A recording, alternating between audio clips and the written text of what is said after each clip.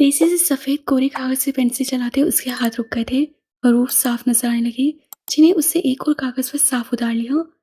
Q के साथ आई या अलिफ लिखा था, फिर सी बनाकर साथ एक और आई बनाया हुआ था और आखिर में उल्टा सी। उसके बाद एक लाइन छोड़कर उल्टे सी के नीचे एक लिखा था और क्यू के साथ वाले आई के नीचे दो लिखा था, जबकि सी और आई के नीचे एक लाइन लगाकर तीन लिखा था।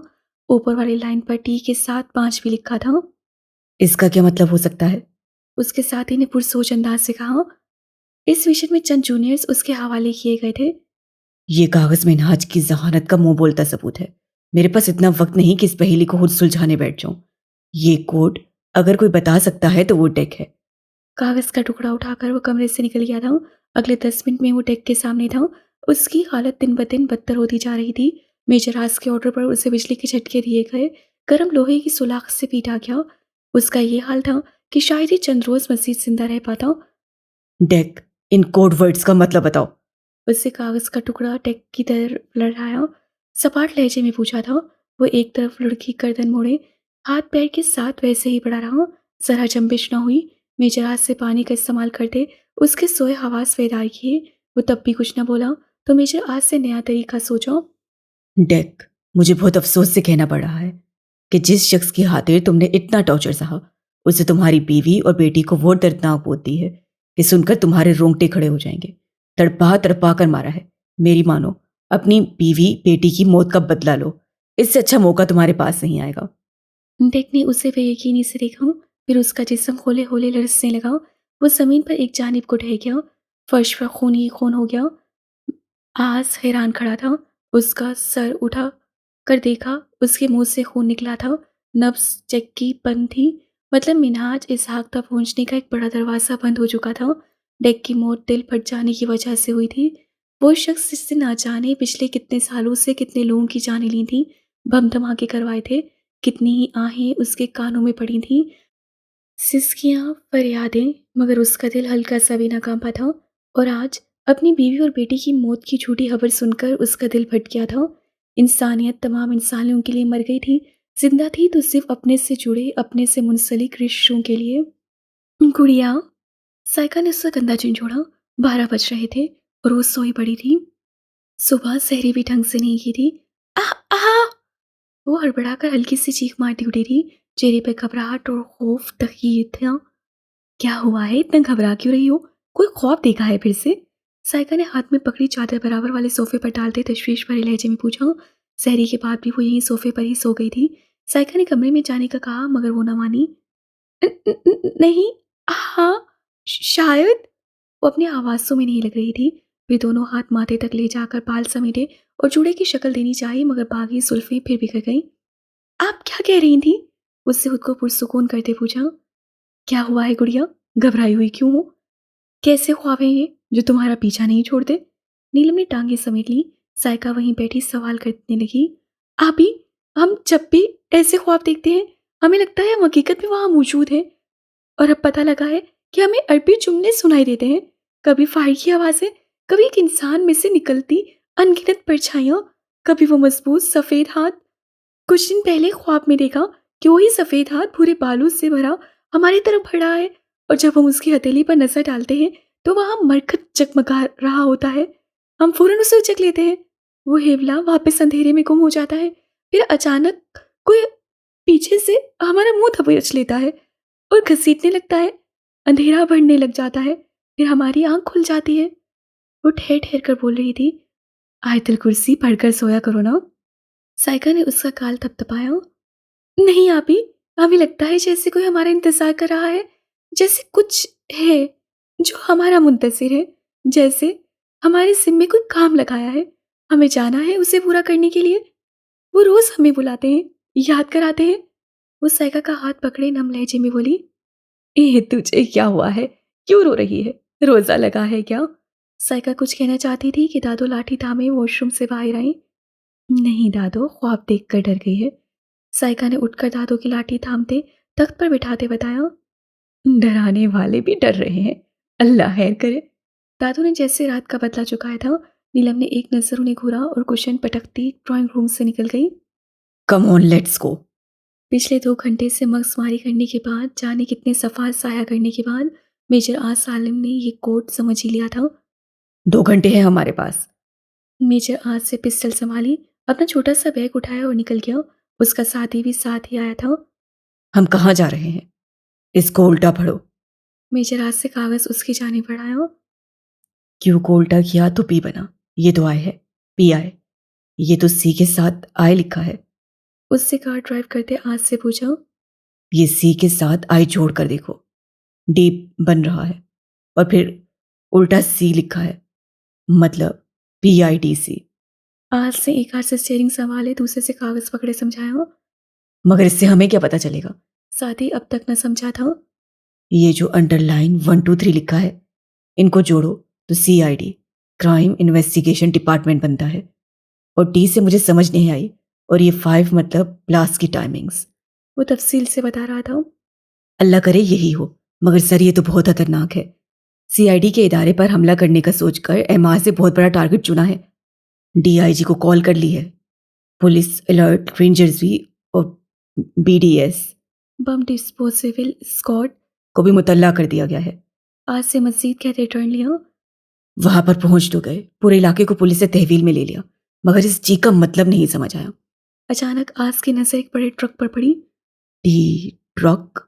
वो ज़ेरे लब बड़बड़ाया। PDIC का इलाका शहर का मरकज़ी और हसास इलाका तस्वुर किया जाता है, जहाँ वज़ीर आला हाउस, 5 स्टार होटल्स, मुल्क और गैर मुल्की कंपनीज़ के दफ़ातर वगैरह वाक़या हैं। इलाके को रेड ज़ोन का दर्जा हासिल था। ऐसे में धमाके की सूरत शदीद नुकसान का सामना करना पड़ता, मगर एक बार फिर दुश्मनों की चाल को नाकाम बना दिया गया था। दफातर के सामने खड़ा बारूद से भरा ट्रक पुलिस से अपने तहवील में लिया। यही नहीं, बल्कि वहाँ मौजूद 4 मशकूक अफराद को भी हिरासत में ले लिया गया। नीलम के कान साएं-साएं करने लगे। तुम हजारों लोगों की कातिल हो। कान के पर्दे फाड़ दी आवाज़ से। नहीं, नहीं, हमने नहीं मारा, हम कातिल नहीं हैं। वो दोनों कानों पर हाथ रखकर चीख कर बोली, नहीं, हमने नहीं किया। उसके आंसू गोया सैलाब की सूरत इख्तियार कर चुके थे। वो सोफे के पास से नीचे बैठती चली गई। क्या हुआ गुड़िया? गुड़िया? साइका अफ्तारी की तैयारी कर रही थी, किचन से ही भागती आई। आपी, हमने कुछ नहीं किया। वो उसकी जानिब देखती सिसक कर रोती बोली थी। हुआ क्या है? साइका ने उसका आंसू से तर चेहरा अपने हाथों के प्याले में थाम लिया। कुछ नहीं। वो रोती हुई उसके आगोश में चेहरा छुपाने लगी। किसी हादसे को बहुत सवार कर लिया है इन्होंने अपने ऊपर। कोशिश करें इन्हें कोई परेशानी वाली बात ना बताएं। शुक्रिया अफसर साहब, इफ्तारी के वक्त में इसे कहाँ डॉक्टर के लेके जाता, तभी आपको सहमत दी। इब्रार साहब ने अपने हमसाए दोस्त का शुक्रिया अदा करते कहा। शुक्रिया कैसा, नीलम मेरी भी बेटी है। वो प्यार भरी मुस्कुराहट से बोलते उनके साथ नीचे चल दिए। साइका उस पर चादर दुरुस्त करती बाल सहलाने लगी। ये एक और बार ऐसा हुआ है, मगर ये कैसे मुमकिन हो सकता है? इसकी खबर तो मेरे और हबीब के अलावा किसी को नहीं थी। वो पुरसोच अंदाज से हाथों को एक दूसरे में फंसाए बैठा था। फिर अपनी स्याह कवर वाली डायरी खोली, जिसमें जाने कौन कौन से हिसाब किताब दर्ज थे, मगर ABC 1 2 3 इसी तरह के कोड वर्ड्स लिखे थे। 90 से अगला सफ़ा गायब था। उसके बाद 92 आ रहा था। ओह, तो तुम जो कोई भी हो मेरी स्टडी तक भी पहुंच गए। मीनाज ने डायरी गुस्से में दूर उछाल दी। 90 वाला सफ़ा उससे आखिरी बार इस्तेमाल किया था और उस पर 2 दिमागों की तफसील थी। एक तो हो चुका था, दूसरा अभी बाकी था। 91 वाले सफ़े पर वो तहरीर छप गई थी, जो उसने 90 वाले सफ़े पर लिखी थी। 29 रोज़े ही होते हैं मियाँ हर साल, इस बार भी इतने ही होंगे। दादी ने चाय का कप ट्रे से उठाया, जो नीलम सबको दे रही थी। हाँ नीलम, क्योंकि आज बहुत महीनों बाद ASP आहिल उनके घर आया था। सिर्फ वही नहीं, बल्कि पूरी फैमिली आई थी। खुशी से सबके चेहरे चमक रहे थे। ASP आहिल फिर से अपने कदमों पर चलने लगा था, ऐसे जैसे कभी कोई जख्म आया ही ना हो। हशाश वशाश चेहरा, मुस्कुराते होंठ, हल्के ग्रे रंग के कुर्ता शलवार और क्लीन शेव में उसकी सज धज देखने से ताल्लुक रखती थी। ये नीलम इतनी क्यों कमज़ोर हो गई है? ताई अम्मी को उसकी मुरझाई सूरत नजर आई। रमज़ान का पूरा महीना बीमार रही है, बस अब निकाह हो जाए तो चेहरा भी गुलाबी हो जाना है। दादो हल्की फुल्की लहजे में बोली। आहिल को चाय पेश करती नीलम के हाथ कपकपाए थे। मुकाबिल ने उसकी हालत का भरपूर जायजा लिया था। कुछ देर पहले ही ईद का 5वां दिन उनके निकाह के लिए मुकर्रर किया गया था। लगता है चांद नजर आ गया। पटाखों की और फायरिंग की आवाज़ पर साइका ने खुश होते कहा। गुड़िया, आपकी कोई सहेली आई है? इब्रार साहब ड्राइंग रूम में दाखिल होते बोले, कौन हो सकती है? वो सोचते हुए बाहर आई, जहाँ राहदारी में ही महक खड़ी थी। तुम? नीलम चीखी। हाँ, मैं। महक लपक कर उससे गले लगी। और कोई नहीं आया? नीलम ने उदासी से पूछा। सब हमारा वेट कर रही हैं स्टॉप पर, चलो। महक उसका हाथ पकड़ते बाहर की जाने बढ़ने लगी। कहाँ? नीलम ने उसे रोका। यार चांद रात है, बाजार घूमेंगे, हल्ला गुल्ला करेंगे। वो चहक कर बोली। मगर जाएंगे कैसे? नीलम ने एतराज उठाया। बाहर कार खड़ी है ना, और तुम्हें आती है ना ड्राइविंग, फिर मसला क्या है? यार सही से नहीं आती, बाबा नहीं मानेंगे। अच्छा रुको, मायूसी से कहते हुए चुटकी बजाई। हमें आपकी कार चाहिए, सिर्फ 1 घंटे के लिए। 2 मिनट बाद आयल किचन में था और नीलम उसके सामने खड़ी बता रही थी। वो पूछ नहीं रही थी। पूरी जिंदगी के लिए ले लें। आहिल ने मुस्कुरा कर कहते कुर्ते की पॉकेट से चाबियां निकालकर उसके हवाले की। थैंक्स। वो चाबियां थामते ही जाने लगी जब वो बोला, गुड़िया। आकर बात करेंगे। वो पलटे बगैर बोलकर भाग गई। आहिल ने बेबसी से मुस्कुराते बालों में उंगलियां चलाईं। वो एम्बेसी इनकी आलीशान इमारत से बाहर निकल रहा था। एक हाथ पेंट की पॉकेट में डाले दूसरे से ग्लासेस लगा रहा था। उसके दोनों तरफ गार्ड्स चल रहे थे, स्याह वर्दियों में मलबूस। आने जाने वाले कितने ही उसकी पर्सनैलिटी को रश से देख रहे थे। उसकी गाड़ी में बैठते ही दोनों गार्ड्स भी पीछे बैठे और कार होटल की पार्किंग से निकलती रोड पर दौड़ने लगी। घंटे का कहकर आई थी वो। साथ में सबको ये कहा कि महक का ड्राइवर छोड़ जाएगा हूँ। किसी को नहीं बताया कि आहिल की कार लेकर जा रही हूँ। अब तेजी से चला रही थी। आगे 4 गनमैन वाली गाड़ी थी। तेज से चलते वो गाड़ी रुक गई थी। बिल्कुल उसके पीछे चलती नीलम की कार परफेक्ट ब्रेक न लगाने की सूरत में जोर से आगे वाली गाड़ी से टकराई। चमचमाती कार पर सर्वे लग चुकी थी। उसके बोनट का भी कुछ ऐसा ही हाल था, मगर वो शदीद गुस्से में उतरने लगी थी कि आगे वाली गाड़ी फिर से चल दी। एमास के इशारे पर ड्राइवर रुका नहीं था। अब तो उसके सर पर लगी और तलवों पर पूछी। एक तो नुकसान किया, ऊपर से माफ़ी भी नहीं मांगी। नवाब होगा अपने घर में, इसको तो हम बताते हैं। वो दबे हुए लहजे में बोलती कार की स्पीड बढ़ा गई थी। रोड तवील था और 12 के करीब वक्त हो रहा था। जहाँ बाजारों में गहमा गहमी थी, वहीं ऐसी सड़कों पर सन्नाटा बोल रहा था। उस शहमाज की गाड़ी के सामने एएसपी आयल की वही कार ला खड़ी की, जिस शहमाज से उसका ईमान हरीरा था। मिस्टर, नीचे उतरो। तुम क्या समझते थे इतनी आसानी से जान छुट जाएगी? निकलो बाहर। वो ड्राइवर की तरफ वाली खिड़की से उछलकर बोलती सख्त गुस्से में दिख रही थी। ड्राइवर ने मास को देखा, उससे बैठे रहने का इशारा करता खुद नीचे उतरने लगा। गाड़ी का दरवाज़ा खोलने एक गार्ड फौरन लपका था। एमास कोट का बटन लगाते अपनी गाड़ी के आगे आ खड़ा हुआ। नीलम भी उसकी तरफ ही आ गई। इस वक्त बहादुर से बहादुर लड़की भी मुकाबिल की रौबदार शख्सियत के दबाव में आ जाती, मगर वो बहादुर कम बेवकूफ़ और कम अकल ज़्यादा थी। रही कसर बेपनाह हुस्न ने पूरी कर दी थी। मगरूर सी ये लड़की हर रात चलते को जलील करना अपना फ़र्ज समझने लगी थी। तुमने मेरी कार ठोक दी, ऊपर से माजरत भी नहीं की, नुकसान भी पूरा नहीं किया और भाग निकले। नीलम चीख रही थी। ये आपकी कार है। मुकाबिल ने ग्लासेस उतारते संजीदगी से सवाल किया। ग्लासेस से ही कार की जानिब इशारा किया था। जी, नीलम चबा कर बोली। वो उसकी कार की जानिब बढ़ने लगा। कार को देखा, फिर नीलम को। कहाँ नुकसान हुआ है आपका? अब भी लहजा जज्बात से आ रही था। ये देखो। उससे बोनट के थोड़ा नीचे इशारा किया। एहमाद सीधा अकड़ कर खड़ा था। चुप कर देखेगा तो नजर आएगा ना? वो तुड़क कर बोली। उससे एक तेज नजर नीलम पर डाली और झुक कर देखने लगा। उसकी पेंट की पॉकेट से कुछ गिरा था, मगर वो ध्यान नहीं कर सका। नीलम मुसलसल बोल रही थी। फिर वो सीधा खड़ा हो गया। देखो मिस्टर, तुम्हारी वजह से हमारा नुकसान हुआ है और तुम इसकी भरपाई किए बगैर नहीं जा सकते। और अगर तुम गए तो हम पुलिस स्टेशन जाएंगे, तुम्हारी शिकायत करेंगे। ओह, हम तो भूल गए। हाँ, ये कार एएसपी साहब की है। तुम्हें जेल में बंद कर देंगे वो। उसको वापस कार की तरफ जाता देखकर वो उसके पीछे पीछे चिल्लाती चीख रही थी। उस शख्स से झुककर कार की विंडो से हाथ अंदर डालकर अपना वॉलेट बरामद किया। उसमें से सुनहरी और नीले रंग के बहुत से नोट निकालकर उसके हाथ में थमा दिए। उसका मुंह खुल गया। एक नज़र अपनी हथेली पर पड़े नोट देखे और दूसरी उस बदतमीज शख्स पर डाली जो अपनी गलती मान के ही नहीं दे रहा था। तुम्हें हम फकीर नजर आ रहे हैं? नीलम ने पैसे पूरी कुव्वत से सामने खड़े मगरूर शख्स के मुंह पर दे मारे। गार्ड्स फौरन छलांगे मारते नीचे उतरे थे। नीलम के गिर्द घेरा डालकर बंदूकें तान चुके थे। वो दोनों टांगे फैलाकर दोनों पॉकेट्स में हाथ डालकर गुरूर से गर्दन ताने खड़ा नीलम को चैलेंजिंग नजरों से देख रहा था।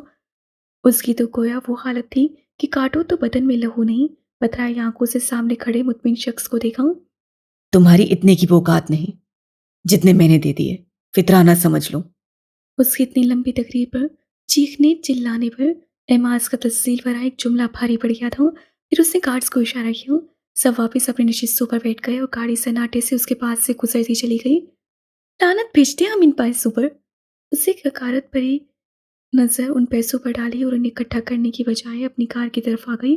बोनट के पास ज़मीन पर कुछ चमकता हुआ नजर आया उसे। उसके कदम बेख्तियार उस जानिब उठने लगे। नीचे गिरे हार को उससे उठाकर हाथों में थाम लिया।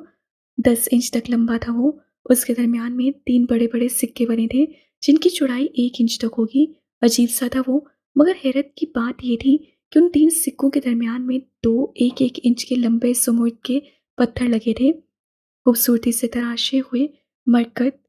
उसके लब आप ही ले थे। उंगलियों की पोरों से उसके अंबार सदा पर हाथ फेरते नीलम की आंखें चमक उठी थीं। अगले ही पल उसे अपनी हरकत खासी गैर मुनासिब लगी।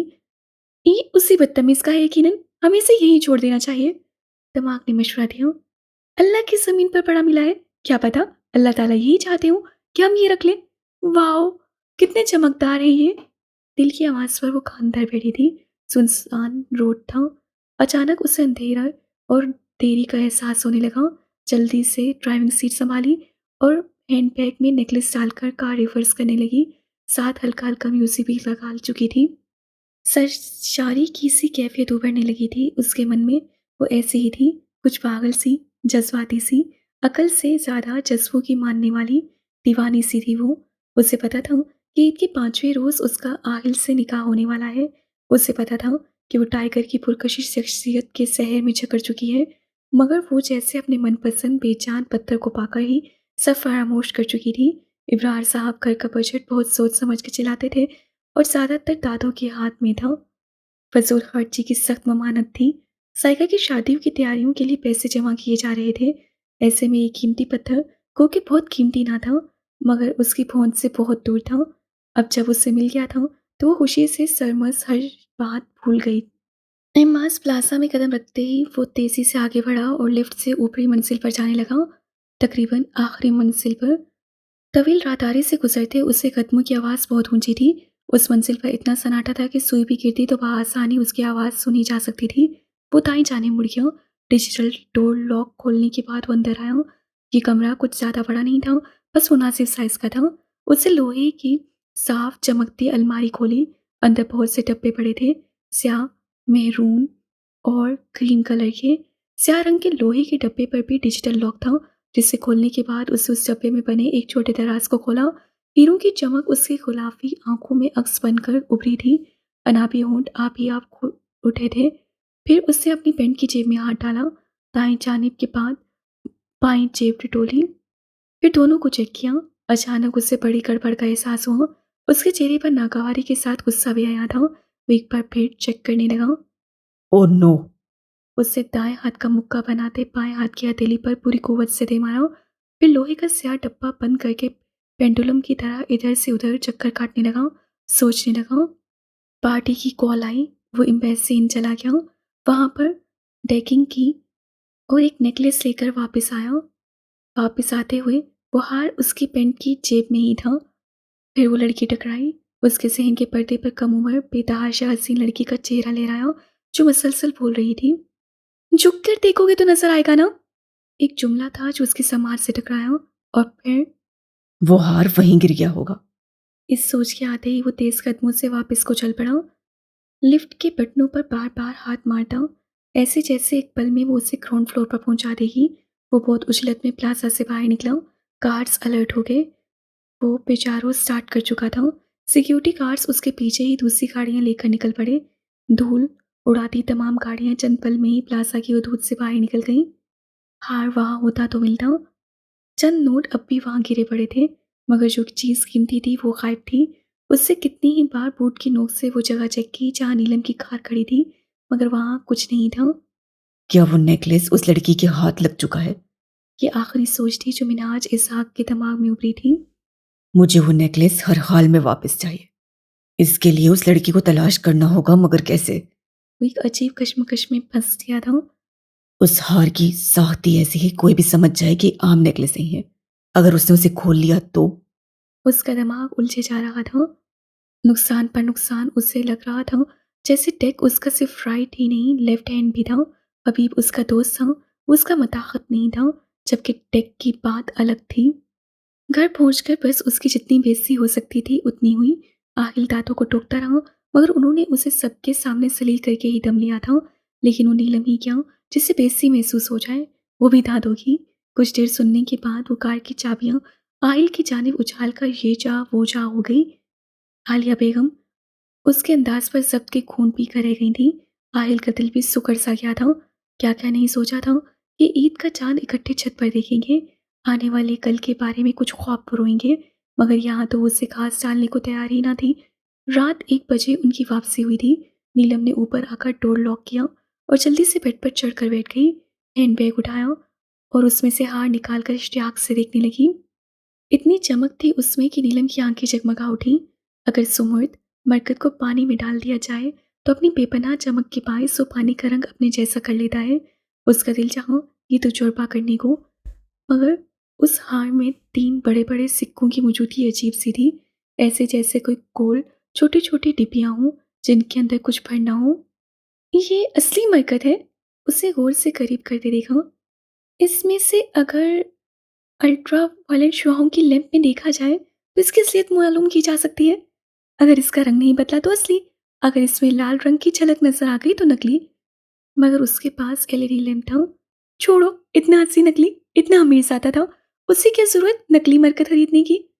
उससे अपने आप से ही कहते खिलखिलाते हुए सुमुर्द जुड़े हार को अपनी सरायदार गर्दन की जीनत बना लिया। रात को 9 बजे का वक्त था। लोगों की चहल-पहल जारी थी। बाज़ारों में हद-दर्जा ना सही, मगर कुछ रश तो था ही। होशिया मामा गोल मार्केट में खड़ा कोई बामुश्किल 18 साल का लड़का था।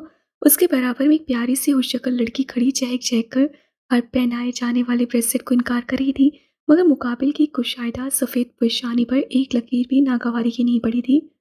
बस करो सोबी, और कितने नखरे करोगी? पूरी मार्केट छान ली है, मगर मजाल है जो तुम्हें कुछ पसंद आया हो। बला की पुरकशिश शख्सियत का मालिक वो लड़का मलामती अंदाज से बोला, भैया मुझे वही ब्रेसलेट चाहिए जो आपने उस अरबी शायरी वाली के लिए खरीदा था। वो बैग चलाते हुए नखरीले अंदाज से बोली। मैंने? मुकाबिल को गोया 440 वॉट का करंट लगा था। बर्दाश्त करना मुश्किल था। तकरीबन चिल्लाते हुए बोला, बिल्कुल आपने खरीदा है, मैंने देखा था। वो शानी बेनियाजी से मुंह फुलाए बोली, सोबी प्यारी। नो मोर बटरिंग। हाथ उठाकर मजीद कहने से इनकार किया गया था। दोनों साथ साथ चलते महवे गुफ्तगू थे जब वो उसके आगे आ खड़ा हुआ। ये लो।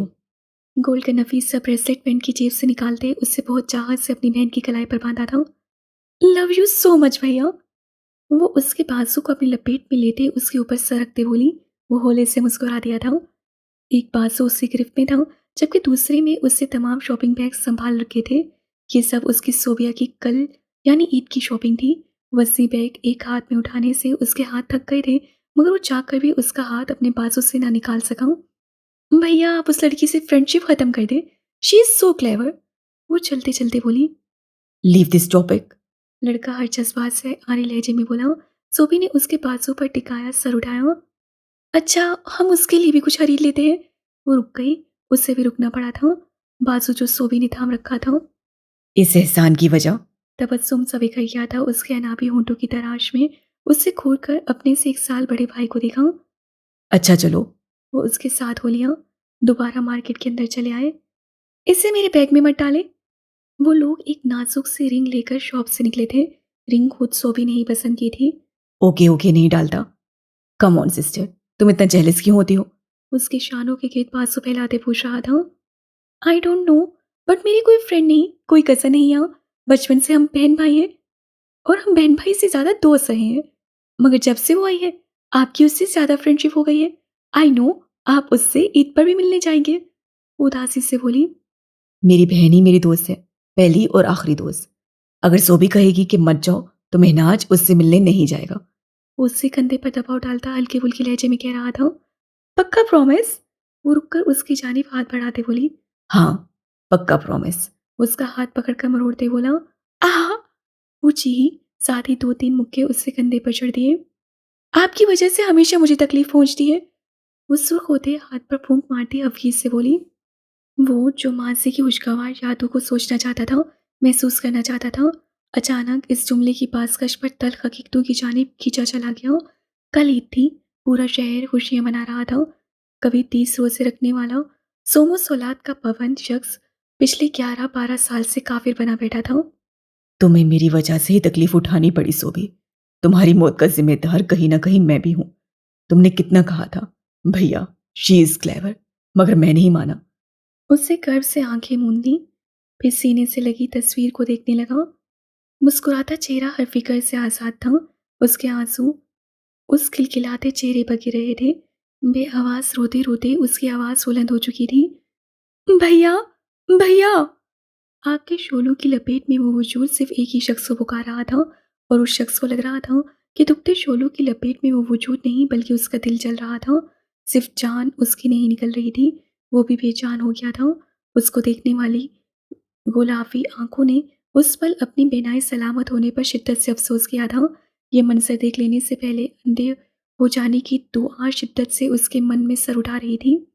सोभी, सोभी भैया की जान। वो रोते में चिल्ला रहा था। खूबसूरत शीशे का फ्रेम अब भी उसके सीने से लगा था। सड़ी के दरो दीवार 8 सालों से उस शख्स की कराहें सुन रहे थे, अपने अंदर जज्ब कर रहे थे। बिछड़ जाने की अजियत मौत जैसी है, मौत भी वो जो रोज आती है। पिस्ता रंग का घेरदार शिफॉन का फ्रॉक जिसके बॉर्डर पर गहरे लाल रंग के बड़े बड़े फूल वाली बेल बनी थी, साथ ही उसी रंग का चूड़ीदार पजामा और पिस्ता रंग का ही दुपट्टा था।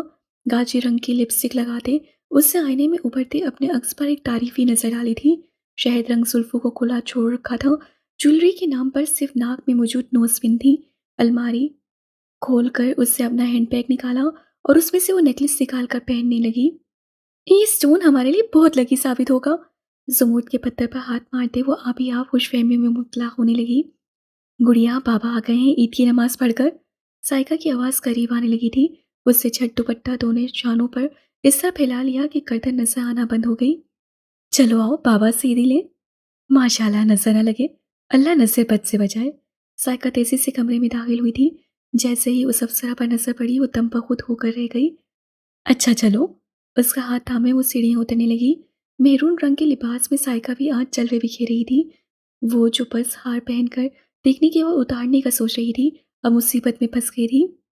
बाबा कहाँ गए दादू? नीचे आई तो इब्रार साहब गायब थे। डॉक्टर साहब का बुलावा आया था, कोई बच्चा लेकर उधर ही गया है, आ जाएगा। तू सवैयाँ भेज दे पड़ोस में, इसी बच्चे के हाथ। दादू ने टीवी पर ईद स्पेशल प्रोग्राम देखते जल्दी से कहा और फिर अपने पसंदीदा मछली की जानिब मुतवज्जा हो गई। साइका ने ट्रे में मीठे की प्लेट रखी और ऊपर जाली का सफ़ेद बेदाग कपड़ा डाल दिया। आप ही इससे पकड़ाओ इधर। साइका ने नासमझी से उसे देखा। ओहो दो तो सही। उससे आगे बढ़कर डिश थाम ली। हम देकर आते हैं। वो जल्दी से बोलती गेट अबूर कर गई। साइका शर्र खड़ी रह गई। उससे गेट से बाहर नजर दौड़ाई, मगर वो बोतल की जिन की तरह गायब हो चुकी थी। एनस तेजी से हाथ चला रहा था। नीले नीले रंग के पैकेट्स को खोलकर वो आटे की खाली थैलियों में भर रहा था। उन पैकेट्स में से छोटे छोटे हेरोइन के पैकेट्स निकल रहे थे। स्याह पेंट शर्ट में मलबूस व रफ से हुलिये में था। अभी ईद की नमाज पढ़कर कपड़े तब्दील करते साथ अपने जिम्मे लगा काम निपटाने लगा। टाइगर अभी तक नहीं आया था। वो ईद की नमाज के बाद जाने कहाँ गायब हो चुका था। खैर वो तो ऐसे ही मखलूक थी जिसका एक पल से ज़्यादा एक ही जगह ठहर जाना नामुमकिनियात में से था। उसे दरवाजे तक पहुंचते शानों पर पहला दुपट्टा एक तरफ डाला, बालों को एक हाथ से सेट किया, दूसरे में डिश थी। होंठों को बाहम मिलाकर लिपस्टिक ठीक की और नजाकत से 2 उंगलियां मोड़कर दरवाजा बजाया। खटकी की आवाज़ों से घबरा कर इधर उधर देखा। हिरोइन के पैकेट्स जा बेजा बिखरे थे। मोहल्ले में उनकी किसी से सलाम दुआ नहीं थी, तो कौन आ सकता था। वो सारे पैकेट्स का एक कोने में ढेर लगाकर जल्दी से थैला साइड पर रखते खड़ा हो गया। उसके हाथ फुर्ती से चल रहे थे। वो दरवाज़ा खोलने के लिए खुद को रिलैक्स करने लगा। अभी हाथ बढ़ाया ही था कि कुंडी को खोलने के लिए, जब उसकी नज़र किचन काउंटर पर पड़ी जहाँ चंद और हेरोइन के पैकेट से। ओ गॉड, ये कब रखे मैंने यहाँ? वो बड़बड़ाता हुआ किचन की जानिब चल दिया। दरवाज़ा अब और जोर से बजने लगा। जब उसे कुछ समझ ना आई तो जल्दी से खाली शुगर पॉट में वो पैकेट्स डाल दिए। फिर हाथ झाड़ता, लंबे सांस सीधा मुकफ्फिल दरवाज़ा हवा कर दिया। आप? चंद सानिये तो वो दंग ही रह गया। सामने खड़ी लड़की किसी अप्सरा से कम नहीं थी। वो संधा के क़यामत ढा रहा था, ऊपर से उसकी तैयारी। वो हम मीठा लाए हैं थे, वो खुशी से कहते खुद ही अंदर चली आई। अनस को उससे इतनी बेवकूफ़ी की उम्मीद नहीं थी। अरे! आप वहाँ क्यों खड़े हैं? चेक करें ना कैसी बनी है, और बर्तन भी खाली कर दें। वो किचन काउंटर पर डिश रखकर पलटी तो वो अभी तक दरवाजे में बुत बना खड़ा था। जी, जी। वो मुरवत्तन मुस्कुराता अंदर आया, दरवाज़ा खुला छोड़ दिया। वो लड़की बेवकूफ़ थी, मगर वो मज़ीद बेवकूफ़ी का मुज़ाहिरा नहीं कर सकता था। एक बार तो उसका दिल चाहा कि 2 चमाट लगाकर कहे कि मैं घर में अकेला हूँ, मुँह उठाकर अंदर चली आई हूँ। ये ले। उसने चम्मच अनस को थमाया और उसका चेहरा ऐसे देखने लगी जैसे मास्टर शेफ़ चल रहा हो और वो जज हो। बहुत अच्छी हैं। वो फीकी सवाइयाँ खाते बामुश्किल बोला, अच्छी हैं? बिल्कुल फीकी। भला छोटी ईद पर भी कोई फीकी सवाइयाँ खाता है? मगर अब्बा की शुगर की वजह से हमें खानी पड़ती है। मगर इसमें आपका क्या कसूर? आप तो मीठी सवाइयाँ खाएँ, हैप्पी हॉर्मोन्स बढ़ाएँ। उसकी ज़ुबान बिजली की रफ्तार का मुकाबला कर रही थी। साथ-साथ वो शुगर पॉट भी खोल रही थी। जैसे-जैसे शुगर पॉट खुलता जा रहा था, अनस के चेहरे पर पसीने के कतरे नुमादार होते जा रहे थे। शुगर पॉट में चीनी की बजाय छोटी-छोटी थैलियों में सफ़ेद रंग का पाउडर बंद था। अब पसीना आने की बारी उसकी थी। उसके हाथ कँपकँपाए, पॉट नीचे गिर गया। जा-बजा हेरोइन के पैकेट्स बिखर गए। उसी पल टाइगर दाखिली दरवाजे से अंदर आया। सामने का मंज़र एक पल में उसे सब समझा गया। उसने दरवाज़ा लॉक किया और अपनी पैंट की पिछली पॉकेट से रिवॉल्वर निकालकर मुँह पे हाथ रख के कँपकँपाती लड़की की जानिब बढ़ा। श्श! आवाज़ ना निकले तुम्हारी। वो उसके मुँह पर हाथ रखे उसे दीवार से लगा चुका था। रिवॉल्वर की नोज़ल खौफ के मारे लरजती लड़की के माथे पर थी। उसकी झील सी आँखों से नमकीन पानी की धारें बहने लगीं। उसे इस बार पिस्तौल से ज़्यादा खौफ मुकाबिल की अजनबियत भरी आँखों से आया था। बिल्कुल बेगाना निगाहें, इतनी अजनबियत थी उनमें कि नीलम का दिल कट कर रह गया। टाइगर! अनस आगे बढ़ा। टाइगर ने कांटदार नसों से देखा, फिर नीलम को खींचते हुए उसी कमरे में ले आया जहाँ ऐसे ही नशावर अशिया बिखरी पड़ी थी। नीलम हल्की हल्की सिस्सियों से रो रही थी। टाइगर लाल भभू का चेहरा लिए कमरे के कोने से दूसरे कोने में चक्कर लगा रहा था, जबकि अनस शर्मिंदा शर्मिंदा एक तरफ खड़ा था। इस मसले का एक ही हल है, मार दो इसे। टाइगर अचानक रुकते हुए सफाके से बोला। नीलम डर के मारे कुछ पीछे को खिसक गई। उसकी आंखों से झरना बह रहा था। तमाम हसियात जैसे सो गई थी। वो चीखना चिल्लाना चाहती थी मगर बेसुध। चिड़िया सा दिल कपकपाए जा रहा था। आवाज़ निकलने से इनकारी थी। टाइगर ने अनस को इशारा किया, जो अभी तक उसकी बात सुनकर सकते में था। गो! टाइगर ने गुस्सीले लहजे में कहा, नहीं, हम। नीलम पीछे खिसकती दीवार से लग चुकी थी। टाइगर वहीं खड़ा था, बेतासु चेहरे के साथ।